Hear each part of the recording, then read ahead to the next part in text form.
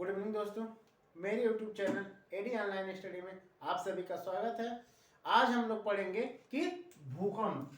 आज हम लोग भूकंप के बारे में पढ़ेंगे कि भूकंप किसे कहते हैं तथा भूकंप कितने प्रकार के हैं तथा भूकंप की उत्पत्ति कैसे होती है।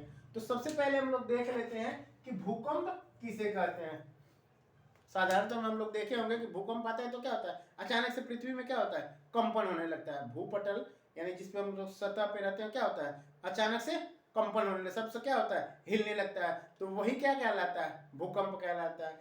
यानी भू प्रॉपर्टी में यानी पृथ्वी की सतह पर,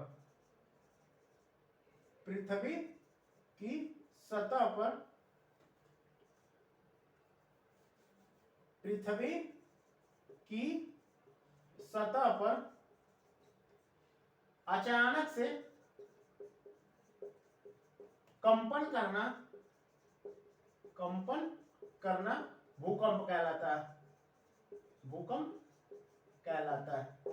यानी पृथ्वी की सतह, यानी पृथ्वी की सतह क्या होती है, अचानक से जब कंपन करने लगती है या हिलने लगती है तो उसी को क्या कहते हैं, भूकंप कहते हैं। यानी पृथ्वी का अचानक से क्या होना, कंपन होने लगना या हिलना, वही क्या कहलाता है, भूकंप कहलाता है। अब हम लोग देख लिए कि क्या है, भूकंप किसे कहते हैं, यानी पृथ्वी का कंपन करना, यानी पृथ्वी में क्या कंपन करना, वही क्या कहलाता है, भूकंप कहलाता है। अब हम लोग देख लेते हैं कि भूकंप कितने प्रकार के होते हैं। तो भूकंप क्या है, ये लहरें होती हैं जिसके कारण क्या होती हैं, अचानक से पृथ्वी क्या होती है, पृथ्वी की ऊपरी जो ऊपरी सतह है वो क्या है, हिलने लगती है। तो भूकंप की तीन लहरें होती हैं, पी तरंगे,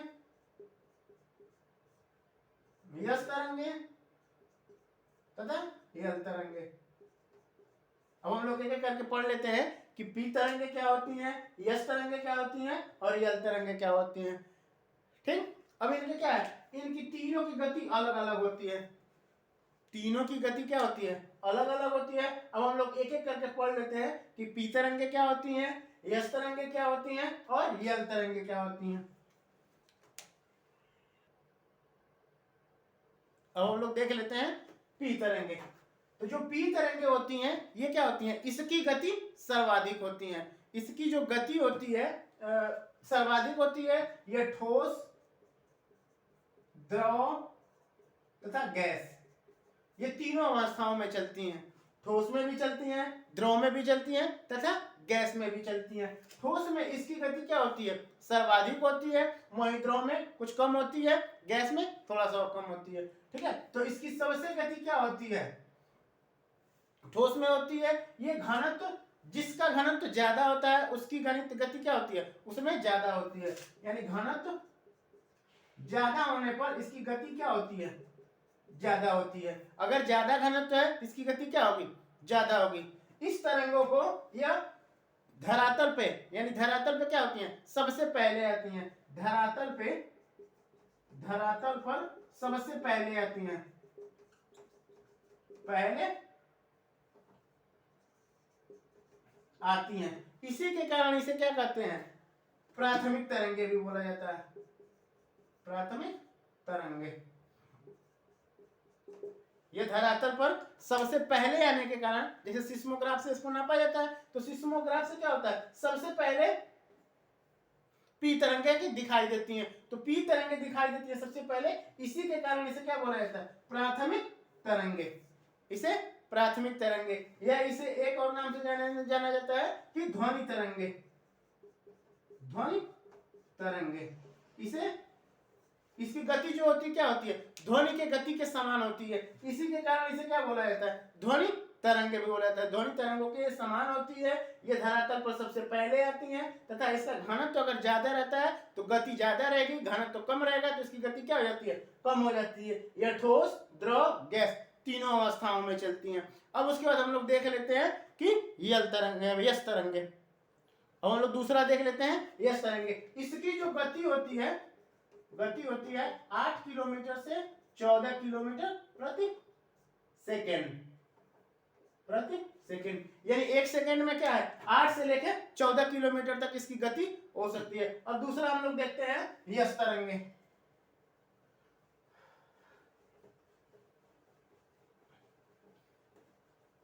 दूसरा यस तरंगे। इसकी जो गति होती है पी तरंगों की अपेक्षा क्या होती है, कम होती है थोड़ा, ठीक है, पी तरंगों की अपेक्षा कम होती है। ये जो चलती है द्रव अवस्था में नहीं चलती है, द्रव में नहीं चलती।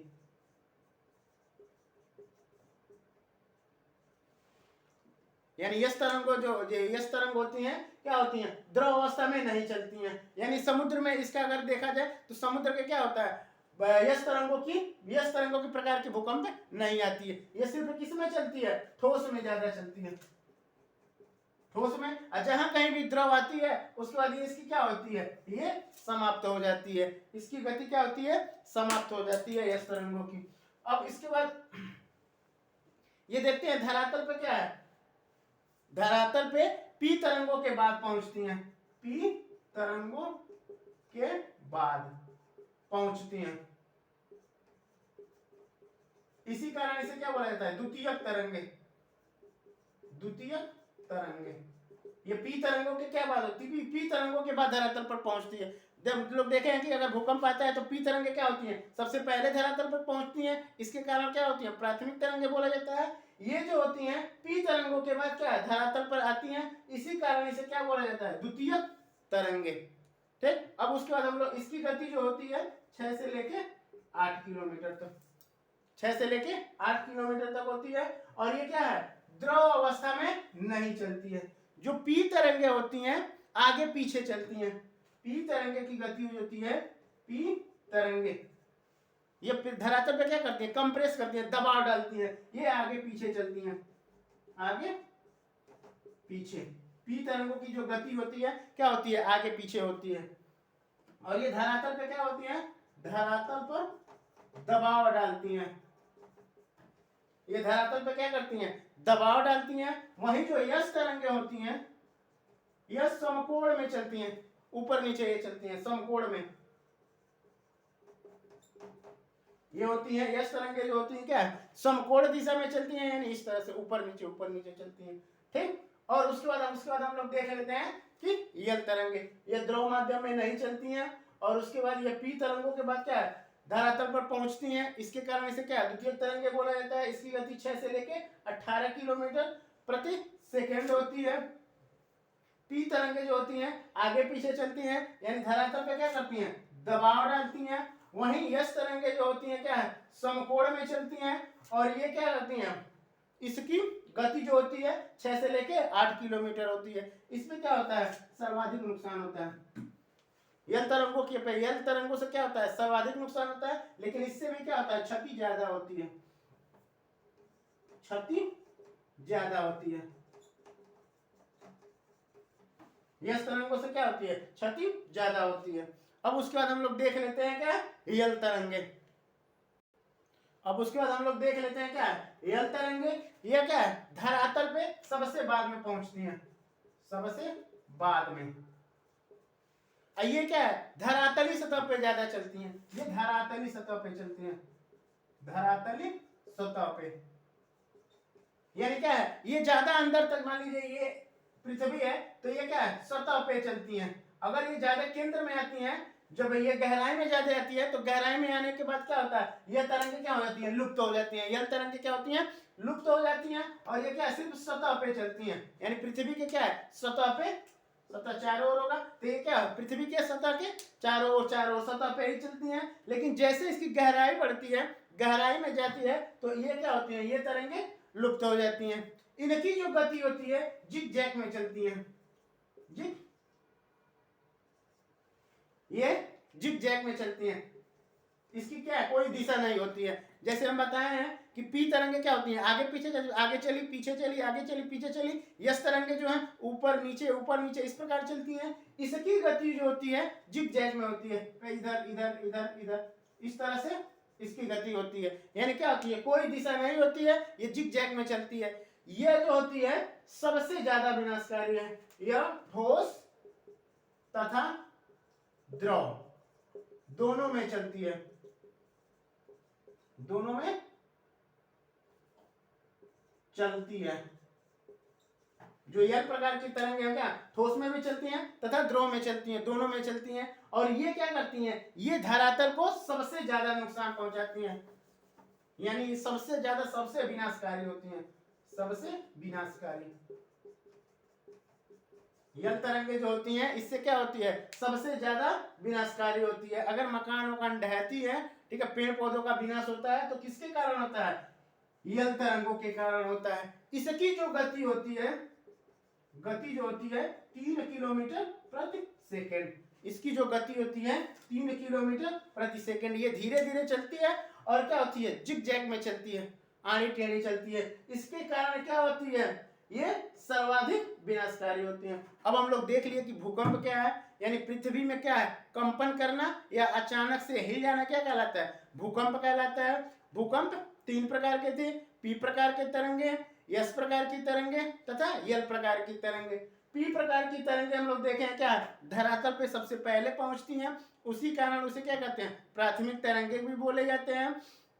उसकी जो गति होती है 6 के 8 किलोमीटर से लेके 14 किलोमीटर थी। वहीं हम लोग देखे हैं कि वो ठोस द्रव गैस तीनों माध्यम में चल रही थी। यस प्रकार की जो तरंगे थी वो क्या है, द्रव अवस्था में नहीं चलती थी और उसकी जो गति होती है 4 से लेके 6 किलोमीटर तक होती है। वहीं उसकी जो दिशा होती है ये समकोण में होती है।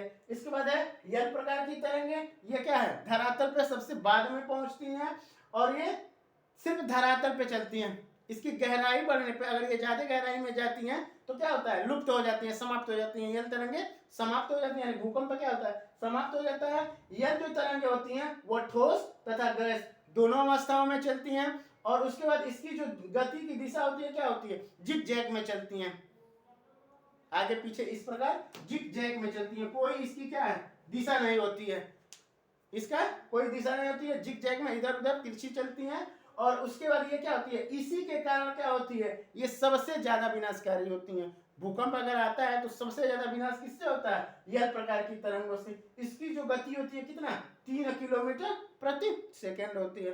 अब हम लोग देख लेते हैं कि भूकंप के कारण क्यों भूकंप आता है। अब हम लोग देख लेते हैं कि क्या है, भूकंप के कारण क्यों भूकंप आता है। तो पहला हम लोग देखते हैं कि ज्वालामुखी, जहां कहीं पे ज्वालामुखी उद्गार होता है तो ज्वालामुखी क्या होता है, अचानक से विस्फोट होता है और अंदर से क्या है, लावा मैग्मा निकलता है। तो जब अचानक से विस्फोट होगा तो किनारे का क्षेत्र क्या होगा, प्रभावित होगा। किनारे से मान लीजिए अचानक से पृथ्वी क्या है, अचानक से अगर फट रही है और अंदर से क्या है, लावा निकल रहा है, अंदर से लावा निकल रहा है तो किनारे किनारे का क्षेत्र क्या होता है, जो दूर का क्षेत्र होता है, किनारे किनारे का क्षेत्र होता है, क्या होता है, प्रभावित होता है। यानी प्रभावित का मतलब क्या, हिल जाता है। तो जब वही हिलेगा तो क्या होगा, भूकंप कहलाएगा। जब ज्वालामुखी का विस्फोट होता है तो क्या होता है, उसके बाद जो उसके क्षेत्र में आते हैं उसमें क्या होती है, वो धरातल क्या होता है, हिल जाता है और जब वही हिलता है तो क्या होता है, भूकंप आता है। दूसरा हम लोग देखते हैं भ्रंशन। दूसरा क्या है, भ्रंशन। भ्रंशन का मतलब ये है कि अचानक से पृथ्वी के मान लीजिए जो सतह है अचानक से क्या है, भ्रंशन होने का मतलब नीचे धंस जाती है। ठीक है, अचानक से धरती फटी और नीचे धंस गई। जैसे मान लीजिए जैसे धरातल की ये सतह है, ठीक है, धरातल की ये सतह है और उसके बाद क्या है, अचानक से बीच में क्या है, टूट के धंस जाती है। अचानक से बीच में टूट के क्या है, धंस जाती है, यानी यही क्या कहलाती है, भ्रंश कहलाती है। इसको पढ़ाएंगे हम कि ज्वालामुखी क्या है, भ्रंश क्या है, प्लेट टेक्टोनिक, ये सब अलग अलग टॉपिक है, इसको हम पढ़ाएंगे। तो पहले इसको समझ लीजिए कि क्या है भ्रंशन, मतलब क्या है, अचानक से धंस जाना। धरातल कभी कभी हम लोग देखे हैं कि अचानक से क्या होती है, धरातल फटती है और नीचे क्या होती है, जो ऊपरी सतह रहती है क्या होती है, नीचे चली जाती है। जैसे भ्रंशन का उदाहरण हम लोग देखेंगे विंध्याचल और सतपूर्णा पर्वत के बीच में। तो विंध्याचल और सतपूर्णा पर्वत के बीच का भाग क्या हो गया, धंस गया है, तो वही क्या कहलाएगा, भ्रंश कहलाएगा। Plate tectonic. प्लेट टेक्टोनिक जो होता है कि जो सतह है क्या है, पृथ्वी की सतह के नीचे क्या है, कई सारी प्लेटें पाई जाती हैं। तो 7 प्लेटें पाई जाती हैं और प्लेटों में क्या होती है, गति होती है। तो जब ये गति करते हैं, अगर प्लेटें आपस में टकराती हैं तो उससे भी क्या होता है, भूकंप आता है। भू संतुलन, ये पढ़ाए थे पिछले वीडियो में, हम लोग देखे होंगे कि भू संतुलन पढ़ाए थे कि पृथ्वी क्या है, कैसे संतुलित अवस्था में रहती है। जब कभी भी क्या होता है, दबाव पड़ता है या पृथ्वी का संतुलन बिगड़ता है तो क्या होता है, भूकंप आता है। पृथ्वी का संतुलन बिगड़ता है तो क्या होता है, भूकंप आता है। जैसे इसका हम लोग देखते हैं उदाहरण कि टिहरी बांध, टिहरी बांध, टिहरी बांध, इस पे क्या है, हमेशा आंदोलन चलता है कि टिहरी बांध पे जो ये डैम बनाया गया, टिहरी डैम बनाया गया है, बांध, जो डैम बनाया गया, जो ये बांध बनाया गया या टिहरी बांध, क्या है, वहां पे जल का इतना ज्यादा दबाव है कि भूकंप आने के क्या है, चांसेस हैं। तो यानी क्या होता है, जैसे पानी को इकट्ठा किया जा रहा है, वहां पे क्या है, टिहरी बांध पे क्या है, पानी को इकट्ठा किया जा रहा है और धरातल पे क्या है, अत्यधिक दबाव पड़ रहा है। तो इसके कारण भी क्या होता है, जब पृथ्वी संतुलित नहीं रहेगी, उसका संतुलन बिगड़ेगा तो क्या होगा, भूकंप आएगा। कहीं कहीं पे हम लोग देखते हैं कि अगर खदान खोदा जाता है, कोयला वेला निकाला जाता है या लॉस निकाला जाता है, तो वहां भी क्या होता है, संतुलन बिगड़ता है पृथ्वी का, और वहां पे भी क्या है, भूकंप आता है। तो ये सब क्या है, भूकंप आने के कारण है। पहले जहां जिस क्षेत्र में अगर ज्वालामुखी की उत्पत्ति हो रही है तो वहां पे भी भूकंप आएगा, जिस क्षेत्र में भ्रंश हो रहा है यानी धरातल क्या है, नीचे धस रही है, वहां पे भी भूकंप आएगा। प्लेट टेक्टोनिक की गतियों के कारण, इसको पढ़ाएंगे अगले वीडियो में कि प्लेट टेक्टोनिक क्या है। तो प्लेट टेक्टोनिक नीचे की क्या है, प्लेटें हैं, 7 बड़ी बड़ी प्लेटें पाई जाती हैं ताकि और बहुत सारी छोटी प्लेटें पाई जाती हैं। तो प्लेटों में क्या होती है, गति होती है। तो जब गति के कारण एक प्लेट दूसरे प्लेट से टकराती है तो वो क्या होती है, भूकंप आती है। और जब संतुलन पृथ्वी का बिगड़ता है तो इसके कारण भी क्या होता है, भूकंप आता है। अब हम लोग देख लेते हैं कि फोकस किसे कहते हैं तथा अधिकेंद्र। अब हम लोग देख लेते हैं कि भूकंप मूल या अधिकेंद्र किसे कहते हैं। तो जब जैसे देखते हैं कि भूकंप की उत्पत्ति होती है, तो जहां पे भूकंप की उत्पत्ति होती है, जैसे देखिए ये पृथ्वी है, मान लीजिए यहाँ पे भूकंप की उत्पत्ति हुई, यहाँ से क्या है, भूकंप की उत्पत्ति होती है। तो जहां से सर्वप्रथम भूकंप की उत्पत्ति होती है, यानी जहां से केंद्र रहता है, भूकंप का केंद्र रहता है, उसे क्या कहते हैं हम लोग, फोकस कहते हैं। जहां पे या भूकंप मूल कहते हैं उसको, जहां पे भूकंप की उत्पत्ति होती है, यानी यहां से भूकंप की उत्पत्ति हो रही है और चारों तरफ क्या है, इधर जा रही है, इधर जा रही है, इधर जा रही है, यानी चारों तरफ क्या है, इधर इधर, ये चारों तरफ अगर जा रही है।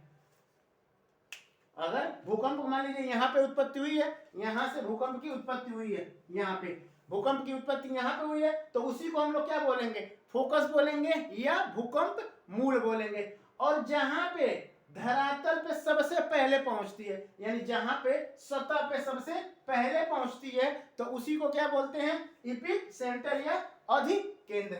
इसको बोलते हैं इपिक सेंटर, यानी जहां पे भूकंप सबसे पहले पहुंचती है सतह पे, उसे बोलते हैं इपिक सेंटर या अधिकेंद्र बोलते हैं। और जहां से भूकंप की उत्पत्ति होती है, यानी जहां पे सर्वप्रथम भूकंप की उत्पत्ति होती है, उसे बोलते हैं हम लोग क्या बोलते हैं, फोकस मूल।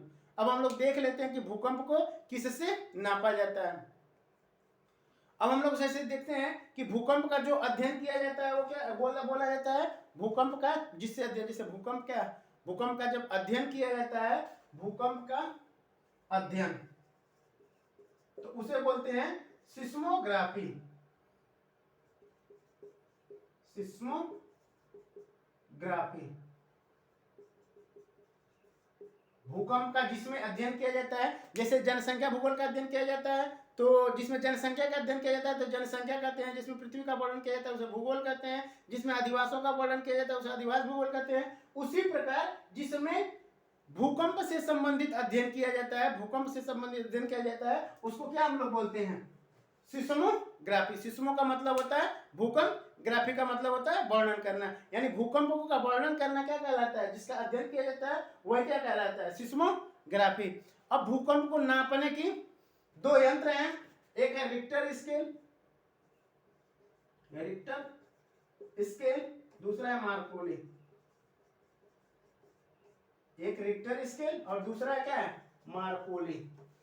रिक्टर स्केल यानी जैसे बुखार, जैसे हम लोग को साधारण क्या है, अगर बुखार होती है तो किससे नापा जाता है, थर्मामीटर से नापा जाता है कि कितने डिग्री हम लोग को बुखार है। उसी प्रकार अगर भूकंप आता है तो किससे नापा जाता है, रिक्टर स्केल से नापा जाता है कि कितना भूकंप आया है। जैसे हम लोग कहते हैं कि 9 आया है, 10 आया है, 8 आया है, 7 आया है, 4.5 आया है। तो इस प्रकार क्या है, भूकंप आते हैं। उसी प्रकार क्या है, मार्कोनी स्केल भी है, इसका जो है जैसे पैमाना बना हुआ है, जैसे थर्मामीटर में होता है ना, अलग अलग रीडिंग बनी हुई है, वैसे क्या है रिक्टर स्केल में भी रीडिंग बनी हुई है। तो ये 0 से लेके क्या होती है 9 तक होती है, 0 से लेके 9 तक होती है। वही मार्कोली स्केल जो होती है 1 से लेके 12 तक होती है। मार्कोली स्केल जो होती है 1 से लेके 12 तक होती है। अगर हम लोग कहते हैं कि इसमें जब एक पॉइंट बढ़ रहा है ना, जैसे मान लीजिए कहीं पे भूकंप 6 आया और कहीं पे भूकंप 7 आया, तो इसके बीच दोनों का बीच का गैप रहेगा वो 10 गुना रहेगा, 10 गुना। अगर मान लीजिए भूकंप कहीं पे 6 है और कहीं पे 7 है, तो इन दोनों की अगर तीव्रता देखी जाती है तो सर्वाधिक विनाश होता है तो उसका कितना गुना 10 गुना होता है। यानी एक रीडिंग बढ़ रही है तो कितना गुना हो रहा है 10 गुना हो रहा है। तो हम लोग देख लिए कि फोकस किसे कहते हैं, तो जहां पे सर्वप्रथम पृथ्वी या भूकंप की उत्पत्ति होती है वहां पे क्या कहती है फोकस कहलाती है। जहां पे सर्वप्रथम धरातल पर पहुंचती है उसे इपिक सेंटर बोला जाता है। भूकंप का जिसमें अध्ययन किया जाता है उसे सिस्मोग्राफी कहा जाता है। सिस्मो का मतलब होता है भूकंप, ग्राफी का मतलब होता है अध्ययन करना, यानी भूकंप का अध्ययन करना है क्या कहलाता है सिस्मोग्राफी। भूकंप को नापने के दो यंत्र हैं, एक रिक्टर स्केल है जो 0 से लेके 9 होती है, एक मार्कोली स्केल है जो 1 से लेके 12 होती है। अब हम लोग देख लेते हैं कि भूकंपी छाया, ठीक है, यानी भूकंप जब आता है तो कौन कौन सा क्षेत्र क्या होता है प्रभावित नहीं होता, तो वही क्या कहलाता है भूकंपी छाया। जैसे हम लोग बताए थे कि क्या है, जैसे हम बताए थे कि जो पी तरंगे होते हैं, जो यस तरंगे होती हैं, जो यस तरंगे होती हैं ये किस में नहीं चलती हैं, द्रव में नहीं चलती, द्रव में नहीं चलती हैं। जो यस तरंगे होती हैं वो क्या है द्रव में नहीं चलती हैं। जब हम लोग देखते हैं अगर मान लीजिए यस तरंगों की यहाँ की उत्पत्ति हुई, यस तरंगे एक केंद्र है, देखिए यहाँ केंद्र बनाए हुए हैं, यहाँ पे यस तरंगों की अगर उत्पत्ति हो रही है तो हम लोग देखते हैं कि जैसे कोर में आती है, जैसे कोर में आने से पहले क्या होती है यस तरंगे 103 डिग्री पे क्या होती हैं मुड़ जाती हैं। जैसे देखिए ये वाला हम जैसे बताया कि इधर भी जा रहे हैं तरंगे, इधर भी, ये चारों ओर क्या है प्रभावित हो रहा है। लेकिन जब नीचे आ रही हैं तो 103 डिग्री पे इधर मुड़ जा रहे हैं और 103 डिग्री पे क्या है इधर मुड़ जा रहे हैं। और जितना देखिए ये लाल वाला क्षेत्र है ये क्या हो रहा है भूकंप से प्रभावित नहीं होता है। तो यही क्या होता है भूकंपी छाया। तब इसका मानेंगे क्या है कि पृथ्वी के अंदर हो सकता है, जल हो सकता है, इसी के कारण क्या है कि यस तरंगे नीचे नहीं आ रहे हैं, इस क्षेत्र में नहीं आ रहे हैं। पी तरंगे वहीं देखें, पी तरंगों की हम लोग छाया की बात करें तो बताएं कि पी तरंगे क्या है ठोस द्रव गैस तीनों अवस्थाओं में चलते हैं। तो इसमें क्या है जैसे हम बताएं कि घनत्व के आधार पर क्या होता है इसकी गति बदलती जाती है। ज्यादा घनत्व रहता है तो इसकी गति ज्यादा होती है, कम घनत्व रहता है तो इसकी गति क्या होती है कम होती है। जैसे हम लोग देखें कि यहाँ पे अगर कहीं यह भी पी तरंगों का अगर भूकंप आ रहा है, पी प्रकार की तरंगे आ रही हैं तो ये भी देखते हैं क्या पहले 103 डिग्री पे मुड़ जा रही हैं ये भी, और उसके बाद फिर जो मुड़ रही हैं, जैसे हम लोग अगर एक बाल्टी लें, एक बाल्टी अगर लिया जाए अगर उसमें सिक्का सीधा डाला जाए तो क्या होगा सीधा गिरेगा। जैसे मान लीजिए एक बाल्टी है, ये बाल्टी है, बाल्टी में क्या है पानी है, ठीक है, एक बाल्टी है पानी है, अगर यहाँ से क्या एक सिक्का गिराया जाए तो क्या ये मान लीजिए यहाँ से गिराया जाए तो यहाँ आएगा नहीं आएगा, क्या है कुछ विचलित हो जाता है। सिक्का क्या है इधर थोड़ा आएगा या उधर आ जाएगा, तो सिक्का गिरेगा क्या यहाँ पे गिरेगा। यानी घनत्व तो क्या है घनत्व तो यहाँ पे कम हो जा रहा है तो क्या उसकी गति जो बदल रही है तो परावर्तन के कारण। जैसे हम लोग देखे होंगे कि सिक्का क्या होती है, जैसे यहाँ पे अगर सिक्का है, सिक्का यहाँ है और पानी ये है तो गिराते हैं हम लोग क्या तो तिरछा हो जाता है थोड़ा सा समकोण, जैसे मान लीजिए इसका सीधा यहाँ पे आएगा ना, लेकिन क्या सीधे नहीं गिरता, ये क्या है कुछ विचलित होके यहाँ पे गिरता है। उसी प्रकार हम लोग देख रहे हैं जब पी तरंगे की भूकंप आ रहे हैं, भूकंप की उत्पत्ति हो रही है तो क्या है पहले यहाँ से देखिए सीधा मैंने यहाँ इसको सीधा आना चाहिए, यहाँ आना चाहिए, लेकिन क्या होती है नहीं आती है, यहाँ बीच में से क्या होती है थोड़ा सा विचलित हो जाती है, अपना मार्ग थोड़ा सा परिवर्तित कर देती है, पुनः कितने डिग्री पे 142 डिग्री पे आती है। तो यानी 103 से लेके 142 डिग्री इधर और फिर 103 से लेके 142 डिग्री इधर क्या होता है, ये जो हरा वाला क्षेत्र बताए हैं ये दोनों क्या होता है अप्रभावित रहता है, यानी क्या होता है भूकंपी से प्रभावित नहीं होता। तो यही क्या कहलाती हैं भूकंपी छाया कहलाती हैं। अब हम लोग देख लेते हैं कि भूकंपों का वितरण, कहां कहां पे सर्वाधिक भूकंप आते हैं। अब हम लोग मैप के सहारे समझ लेंगे कि सर्वाधिक भूकंप कहां कहां पे आती हैं। और ये इतना अब उसके बाद मैप के देख लेते हैं भूकंप का वितरण, यानी किस किस पेटी में भूकंप ज्यादा आती है। अब उसके बाद हम लोग देख लेते हैं कि भूकंपों का वितरण, सर्वाधिक भूकंप किस किस क्षेत्र में आते हैं। तो प्रशांत महासागरीय पेटी, यानी प्रशांत महासागर के क्या है, चारों तरफ भूकंप आते हैं। प्रशांत महासागर के चारों तरफ भूकंप आते हैं, सबसे ज्यादा भूकंप आते हैं तो प्रशांत महासागर के चारों तरफ। अभी मैप के सहारे हम दिखा देंगे। और उसके बाद है मध्य महाद्वीपीय पेटी।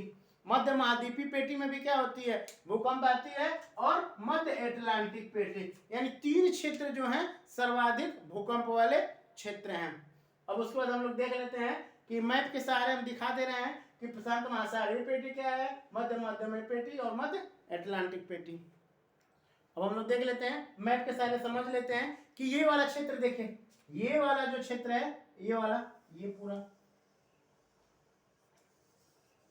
ये प्रशांत महासागरीय पेटी बताए हैं। तो ये वाला जो क्षेत्र है, ये वाला, ये दिख रहा है, ये वाला तो प्रशांत महासागर का ये तटीय क्षेत्र। हम लोग जानते हैं कि क्या सबसे अधिक भूकंप क्या आता है, जापान में। जापान में क्या है, जापान में आता है। और बाकी जो तटीय क्षेत्र है, तो प्रशांत महासागर ये हिस्सा, आधा हिस्सा प्रशांत महासागर का ये है और आधा हिस्सा क्या है, प्रशांत महासागर का ये है।